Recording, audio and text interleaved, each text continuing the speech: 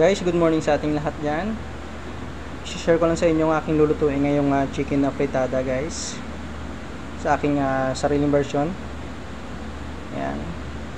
Yan yung mga ingredients na gagamitin natin guys. Meron na akong naka-pre-cook na chicken. Yung sabaw niyan guys na nilagayan, yan yung sa baso na yan, sasabaw natin mamaya. Meron na tayong salt and black pepper. Meron tayong carrots tsaka patatas, naka-pre-cook na rin. May tomato paste tayo, sugar optional.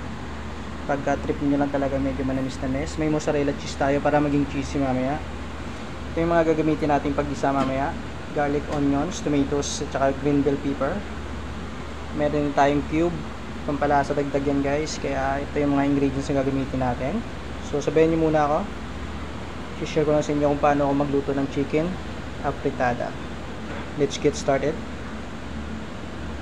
So guys, nagsaute na tayo ng onions at saka garlic. Sinama na rin natin yung tomatoes. Saute na natin guys nang madurog talaga yung kamatis natin. Antayin pa natin. So okay na yan guys, hindi kasi masyadong hinog yung ating kamatis, kaya pwede na yan. Lagyan na natin yung chicken na naka-pre-cook na. So yan guys, makagisa na siya guys. Medyo may timplada na kasi kanina yung paglaga ko, may konting asin na, kaya alalay na lang tayo mamaya. Lagay ko na yung guys, pinaglagaan sa kanya para lumambot ko siya lalo. Ito yung nilaga ko kanina sa kanya guys. So ngayon gagamitin din natin sa kanya para tuluyan talaga siya lumambot guys. Kaya standby pa tayo guys. So ayan guys, kumukulo na yung ating chicken.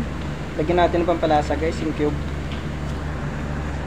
Lalagyan na rin natin ng salt and pepper yan para matimpla na natin.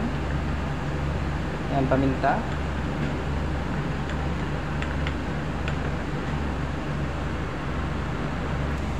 Guys, timplado na yung ating chicken na yan. Lalagyan na natin ng tomato paste guys.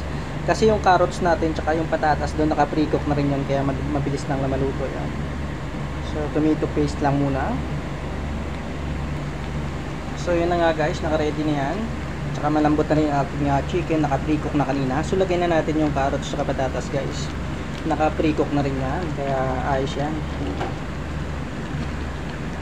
So guys, tingnan nyo yung itsura ng ating chicken na fritada. Lagyan pa natin ng green bell pepper. Dagdag ng bango yan guys. Meron dun akong idadagdag guys. Lalagyan ko ng konting sugar, depende sa trip nyo kung matamis yung gusto nyo guys. Depende naman sa inyong panlasa yan, kaya ayos yan. Ayan guys, kumpleto na lahat ng mga ingredients nyan, pero may dadagdag pa ako para lalong lumasa at magka-cheesy yan guys. Lalagyan natin ng mozzarella cheese. Hayaan nating malusaw yan guys. So standby ka tayo dyan. So guys, okay na yung ating chicken na fritada. Cheesy yan, gawa ng may mozzarella cheese yan. Kaya food trip na tayo. So guys, ito na yung finished product ng ating cheesy chicken na fritada. Ayan, kita nyo naman, bumibiyak-biyak na yung paa niya kasi malambot na yan guys. So sabayan nyo ako mag food trip ngayong umaga. Tara, food trip tayo. Thank you for watching.